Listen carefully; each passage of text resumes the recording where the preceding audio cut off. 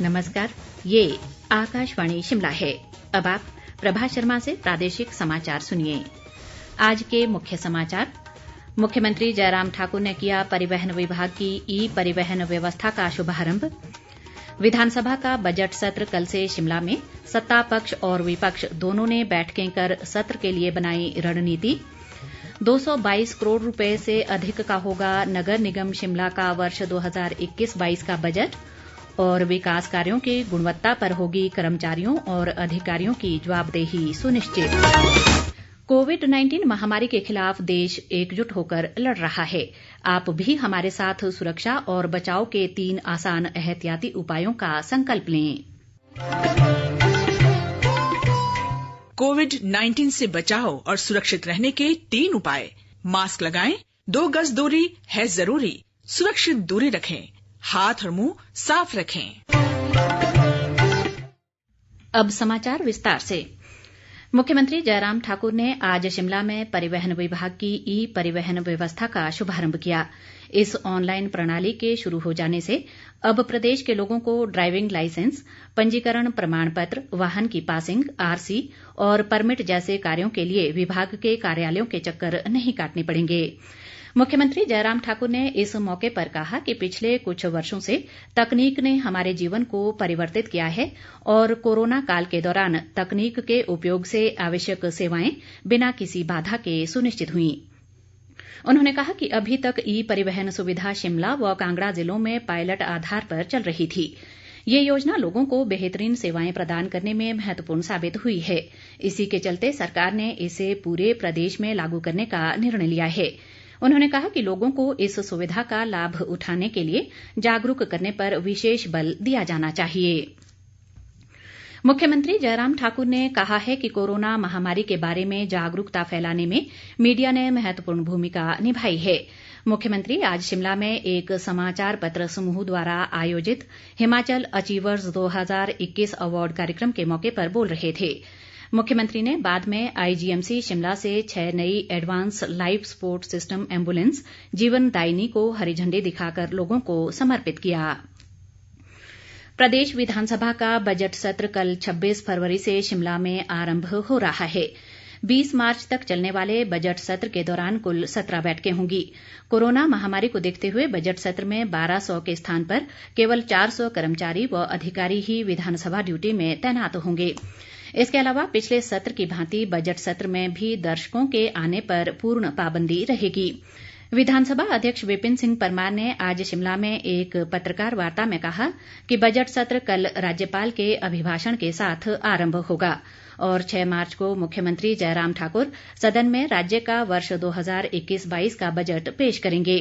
5 और 19 मार्च को private member day के रूप में आरक्षित किया गया है। उन्होंने बताया कि अभी तक विधानसभा सचिवालय को 650 तारांकित और 230 अतारांकित प्रश्न प्राप्त हुए हैं। अधिकांश प्रश्न बढ़ती महंगाई, बेरोजगारी, सड़कों की स्थिति, शिक्षण और स्वास्थ्य संस्थाओं में रिक्त पदों, पर्यटन, परिवहन प्रणाली और सौर ऊर्जा को लेकर पूछे गए हैं। विपिन सिंह परमार ने कहा कि कोरोना के इस दौर में बजट सत्र आयोजित करना एक चुनौती है। ऐसे में बिना थर्मल स्कैनिंग के किसी को भी विधानसभा परिसर में प्रवेश की अनुमति नहीं होगी। इस बीच विधानसभा अध्यक्ष विपिन सिंह परमार ने सभी दलों से बजट सत्र के दौरान रचनात्मक सहयोग की अपील की है। आज विधानसभा सचिवालय में बुलाई गई सर्वदलीय बैठक को संबोधित करते हुए उन्होंने कहा कि सभी सदस्यों को अपनी अपनी बात रखने का पूरा मौका दिया जाएगा। उन्होंने सदस्यों से जनहित के मुद्दे उठाने की अपील की। इस बैठक में संसदीय कार्य मंत्री सुरेश भारद्वाज, विपक्ष के नेता मुकेश अग्निहोत्री, मुख्य सचेतक नरेंद्र बरागटा और माकपा विधायक राकेश सिंघा ने हिस्सा लिया। विधानसभा अध्यक्ष ने बाद में राजभवन जाकर राज्यपाल बंडारू दत्तात्रेय से भेंट की तथा उन्हें बजट सत्र के बारे में अवगत करवाया। नेता प्रतिपक्ष मुकेश अग्निहोत्री ने कहा है कि विधानसभा के बजट सत्र के दौरान जनहित के मुद्दों को उठाने के लिए विपक्ष हर संभव विकल्पों का इस्तेमाल करेगा। ताकि सरकार पर दबाव बनाया जा सके। अग्निहोत्री ने आज शिमला में पत्रकारों से बातचीत करते हुए कहा कि विपक्ष बजट सत्र के दौरान महंगाई, फिजूल खर्ची, प्रदेश पर बढ़ते कर्ज के बोझ, भ्रष्टाचार, अवैध खनन, अपराध, फर्जी डिग्री कांड, कोरोना महामारी से सफलतापूर्वक न निपट पाना और भर्तियों में धांधली के मुद्दों को प्रमुखता से उठाएगा। उन्होंने आरोप लगाया कि प्रदेश सरकार लगातार फिजूल खर्ची कर रही है और जनता पर बोझ डाला जा रहा है। उन्होंने ये भी कहा कि सरकार ने कर्मचारियों से किया एक भी वायदा पूरा नहीं किया है। नगर निगम शिमला ने आज अपना वर्ष 2021-22 का 222 करोड़ 41 लाख रुपए का बजट पेश व पारित किया। बजट महापौर सत्या कौंडल ने पेश किया। अगले वित्त वर्ष के बजट में नगर निगम ने शहर में शराब पर सेस 2 रुपए से बढ़ाकर 5 रुपए प्रति बोतल कर दिया है। इसी तरह बिजली की प्रति यूनिट पर भी सेस 10 पैसे से बढ़ाकर 20 पैसे कर दिया गया है। इससे नगर निगम को 1 करोड़ 75 लाख रुपए अतिरिक्त आय होगी। इन करों के बढ़ने से शहर की जनता पर महंगाई की मार और बढ़ जाएगी। शिमला में प्रवेश पर ग्रीन टैक्स की योजना को फिर से बजट में शामिल किया गया है।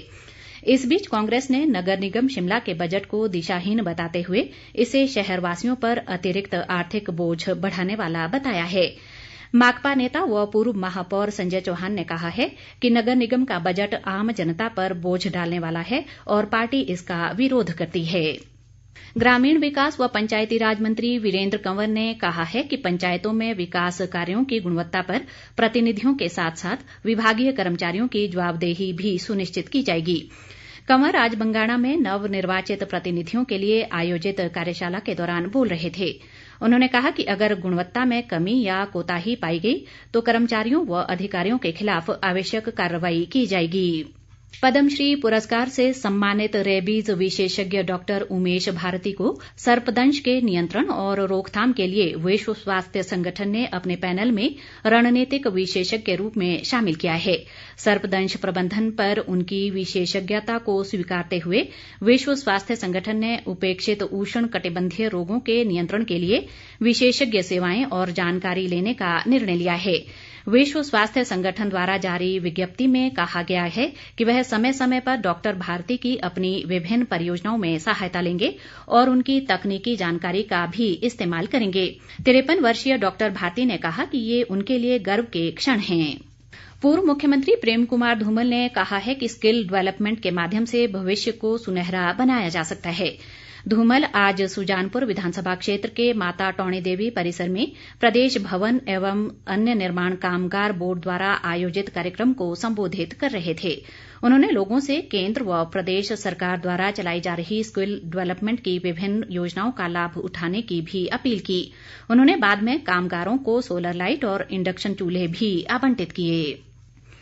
श्रीराम मंदिर निर्माण के लिए चलाए जा रहे देशव्यापी निधि समर्पण अभियान के तहत आज राजधानी शिमला में पत्रकारों ने निधि समर्पण कर प्रभु श्रीराम के प्रति श्रद्धा समर्पित की।